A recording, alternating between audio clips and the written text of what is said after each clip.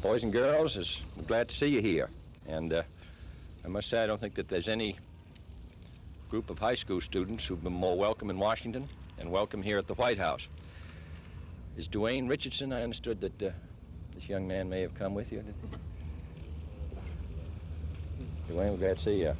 Well, we want to say that we're particularly glad to welcome you for, I think, the reasons that you know. The fact that this high school class spent several years in building up a $700 fund to get them here to Washington, and then to help a classmate, gave up their trip, makes it really, in a sense, unnecessary for you to have come to Washington, because all the things that we hope you might learn, all the lessons that a trip to this capital, this very old house, might have taught you, I think you learned in your own hometown and your own school. But nevertheless, I'm glad you came anyway. And I do think that it demonstrates that on occasions, and more occasions perhaps than we think, acts of generosity and consideration bring back returns many more times. So that you are very much honored guests here. This house belongs to all of you.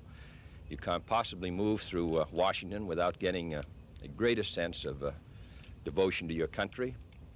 This house, which is, I think, a symbol of all that's best about our country. That magnolia tree, which was planted by Andrew Jackson, that building over there, which was, you can see through the Treasury, which they couldn't decide where it should be, and one day when Jackson was out walking, he put his cane down and said, this is where we're going to build the Treasury. Washington's full of these very close contacts with the past. And all the people that you've read about in your history books, Lincoln and the Adams and Monroe and Wilson and Roosevelt and Eisenhower, Truman and all the others, all lived here and all participated in making this country greater. So we're very glad to have you. And I hope that this will only be the first of many trips, that some of you will come and work in Washington. Others will think of how you can serve your own hometown and your state. Others will think of going abroad and serving our country.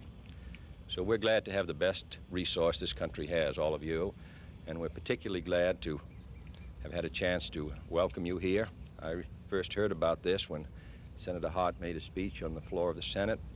Ken Hechler, who doesn't even come from Michigan, nor do I, he said that how important this effort was. Congressman Griffin, who you all know, all of them, all of the Congress, all of the government, all of the country welcome you here to Washington. I'm very glad to see you.